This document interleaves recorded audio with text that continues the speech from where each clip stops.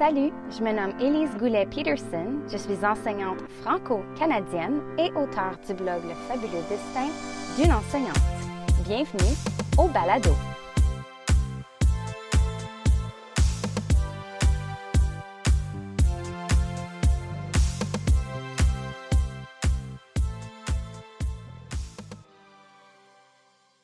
Dans cet épisode, on parle d'un sujet super important en enseignement, la gestion de classe. C'est le 3e épisode de notre série sur la rentrée scolaire. Pour faire un petit retour, dans l'épisode 1, je vous ai expliqué un peu qui je suis, puis les sujets qui seront abordés dans la série. Et dans l'épisode 2, eh bien, on a parlé des premiers pas à faire une fois qu'on a un nouveau poste en enseignement ou un poste dans une nouvelle école. Donc aujourd'hui, la gestion de classe qui, selon moi, est l'élément le plus important à maîtriser en enseignement. L'important, c'est que notre élève se sente bien lorsqu'il est avec nous en classe et qu'on établisse un climat de classe qui est positif et aussi propice pour l'apprentissage. C'est important de réfléchir à notre gestion de classe avant la rentrée scolaire. Évidemment, on va s'ajuster au courant de l'année selon nos élèves, selon la clientèle qu'on a, mais évidemment, c'est important d'avoir un plan avant de commencer l'année pour pouvoir commencer du bon pied avec nos élèves. Puis vous savez, on a beau être prêt au niveau académique, avoir la meilleure activité pédagogique, la meilleure leçon, si on n'a pas une bonne gestion de classe, bien, notre activité n'a aucune valeur parce que les élèves ne vont pas être attentifs, ne vont pas être investis dans notre activité. Moi, lorsque j'ai commencé à enseigner en 2007, j'avais 24 ans et j'avais l'air d'en avoir 16. Donc, laissez-moi vous dire que oui, les préados à qui j'enseigne m'ont testé, et pas juste une fois, mais beaucoup. Donc, je dirais mes 2-3 premières années, j'ai eu des moments difficiles.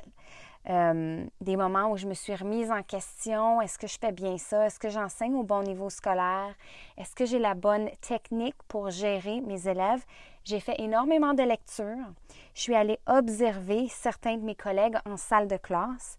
Puis, j'ai appris. Je me suis essayée. J'ai essayé différentes stratégies. Donc, ce que je vous partage aujourd'hui dans cet épisode, ce sont des techniques de gestion de classe que j'ai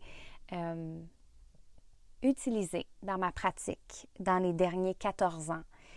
Certaines, comme je vous l'ai dit, j'ai observé chez des collègues, sinon je l'ai lu dans les livres.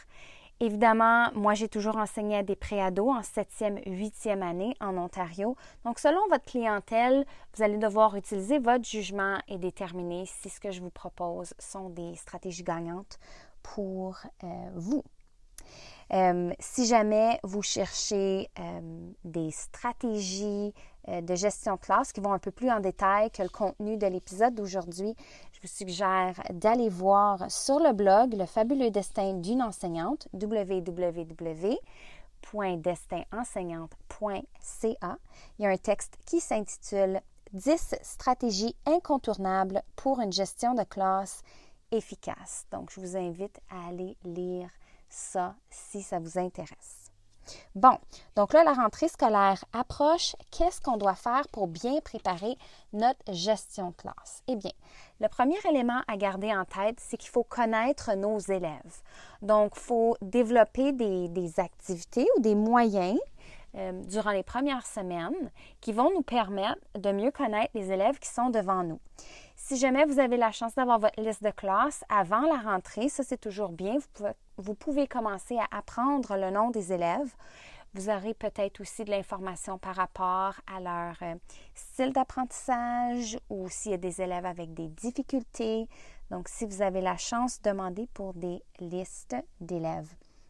Vous pouvez aussi questionner vos collègues. Si vous arrivez dans une nouvelle école et que vous ne connaissez pas le quartier, vos futurs collègues vont être en mesure de vous expliquer un peu le genre de clientèle que vous avez dans cette école-là. Pour les premières semaines, préparez des activités brise-glace. Souvent, ça doit être des activités qui vont permettre de la communication entre les élèves puis aussi avec vous. Parce que vous voulez apprendre à les connaître, ils veulent apprendre à vous connaître et aussi se connaître entre eux. Dépendant du niveau scolaire, vous allez peut-être vous retrouver avec des élèves qui viennent de plusieurs écoles et qui ne connaissent pas beaucoup de gens à l'école. Donc, les activités brise-glace nous aident à ce niveau-là. Si vous cherchez des idées d'activités brise-glace, ça aussi, j'en ai sur le blog Le fabuleux destin d'une enseignante. Simplement tapez brise-glace dans la boîte de recherche. Maintenant, avant la rentrée, il faut aussi réfléchir aux règlements qu'on veut instaurer dans notre salle de classe qui vont assurer l'ordre et le bon fonctionnement. Parce qu'évidemment, on veut que les élèves s'amusent, apprécient notre cours, mais il y a de l'apprentissage qui doit se faire, puis l'élève doit aussi se sentir bien. Il ne faut pas que ce soit le chaos dans notre classe, donc c'est toujours une bonne idée d'établir des règlements et aussi des conséquences associées à ces règlements-là s'ils ne sont pas respectés. Vérifiez avec votre école s'ils ont un code de conduite, un code de vie. Vous allez vouloir avoir des règlements de classe qui sont en lien avec le code de vie de l'école. Certaines écoles ont aussi des règlements de classe communs pour toutes les classes. Donc, vérifiez si c'est le cas avec votre école. Les règlements de classe peuvent être élaborés avec vos élèves ou vous pouvez les élaborer et leur expliquer. À vous de choisir la technique qui fonctionne mieux pour vous. Si jamais vous voulez créer les règles avec vos élèves, assurez-vous d'avoir en tête les grandes lignes des règlements que vous voulez qui figurent dans la liste pour pas qu'ils soient laissés de côté. 3 à 7 règlements, pas plus. S'il y en a plus, c'est trop difficile pour l'élève de s'en souvenir et aussi pour vous d'être conséquent pour chacun des règlements. Donc, de 3 à 7 règlements, formulez ça de façon positive, des phrases positives. Donc, au lieu de dire ne pas parler en même temps qu'un autre ami, mais ça, c'est négatif. Le ne pas, écrivez plutôt attendez votre tour avant de parler. OK? Des choses du genre. Si jamais vous êtes incertain aussi des règlements qui seraient appropriés pour votre groupe d'âge ou des conséquences qui sont appropriées pour chaque règlement, je vous recommande de parler à des gens qui enseignent. Donc, soit vos futurs collègues, les collègues que vous avez déjà eus par le passé, pour voir, selon leur expérience à eux, quelle conséquence va bien avec chaque règlement. Évidemment, s'il n'y a pas de conséquences quand un élève ne respecte pas un règlement, bien, il ne va pas le respecter, le règlement. OK? Les élèves vont vite remarquer qu'il n'y a pas de conséquences dans votre classe. Donc, vous voulez éviter ça. Donc, assurez-vous d'être conséquent dans votre gestion de classe. Puis, une bonne façon de le faire, mais c'est de penser à vos règlements avant la rentrée. Lorsqu'on parle de gestion de classe, on parle aussi de routine. Lorsque je dis routine, c'est vraiment la démarche pour accomplir les choses qu'on devra faire à tous les jours dans votre classe. Lorsqu'on est plus jeune, mais ça va être comment prendre un rang, comment circuler en silence ou calmement dans le corridor, comment remettre un devoir. Les élèves qui sont plus vieux, comment remettre un devoir, que ce soit en virtuel ou en personne, comment passer les feuilles d'un élève à l'autre, quoi faire lorsqu'on est absent et lorsqu'on revient en salle de classe. Donc, ce sont toutes des routines. Donc, réfléchissez à quelle routine vous voulez instaurer dans votre salle de classe. Et ça va être important durant les 2 premières semaines d'école d'expliquer ces routines-là et vraiment de faire des démonstrations aux élèves de la routine et de la pratiquer plusieurs fois. N'essayez pas d'enseigner toutes vos routines la première journée. Je l'ai fait. Ça n'a pas fonctionné. Les élèves ne vont pas les retenir. Donc, j'aime étaler mes routines sur les 2 premières semaines d'école. Comme ça, les élèves sont plus réceptifs. Puis, attendez-vous à faire plusieurs rappels. C'est normal. Vous allez devoir faire plusieurs rappels, peut-être devoir faire du modelage plusieurs fois aussi. Je vais juste vous donner quelques exemples. Donc, moi, avec mes élèves de l'intermédiaire, là, je parle ici d'avant la pandémie, j'avais mon local et j'avais différents groupes qui entraient d'une période à l'autre dans mon local. Donc, la première routine, lorsqu'ils entraient, c'était de regarder le tableau du menu du jour. Donc, il y avait un menu qui indiquait ce qu'on allait faire durant mon cours.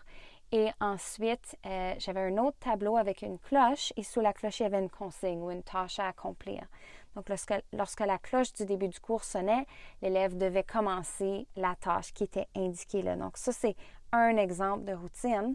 Mais évidemment, réfléchissez à vos élèves, à la clientèle que vous aurez, à leur groupe d'âge et essayez de planifier les transitions, les moments de transition, les temps forts de la journée. J'ai toujours remarqué que lorsque je pouvais réfléchir à l'avance puis visualiser un déplacement ou une transition dans ma salle de classe, que ça se déroulait mieux. je pense que c'était ma 2e année d'enseignement. J'avais tellement de difficultés avec mes élèves lorsqu'ils devaient se lever puis aller chercher un manuel sur l'étagère et revenir à leur place. Ça semble banal, mais c'est que je n'avais pas réfléchi au déroulement de cette routine-là. Comment est-ce qu'on procède? Avec le temps, j'ai réalisé que ce n'était pas une bonne idée d'avoir tous mes élèves qui se levaient quand ils voulaient pour aller chercher leur manuel parce qu'il y avait de la bagarre et de l'accrochage. Ça chicanait pour des manuels. Donc, j'ai décidé de procéder après ça une rangée à la fois. Ça sonne vraiment simple, mais honnêtement, lorsqu'on est devant nos élèves puis qu'on a beaucoup de contenu à voir avec eux puis beaucoup de choses à gérer en même temps, on n'y pense pas à tous ces détails-là. Puis c'est avec le temps qu'on établit des routines qui fonctionnent bien pour nous puis qui deviennent vraiment comme une seconde nature. On n'a plus vraiment à y réfléchir après, on y pense tout de suite. Donc, les routines, pensez-y avant la rentrée. Pensez aussi si vous voulez assigner les places dans votre local ou dans vos locaux. C'est à vous de choisir. J'ai des collègues qui ont toujours laissé les élèves choisir leur place les premières journées d'école. Moi, j'assigne les places, soit en ordre alphabétique ou soit avec un jeu de cartes.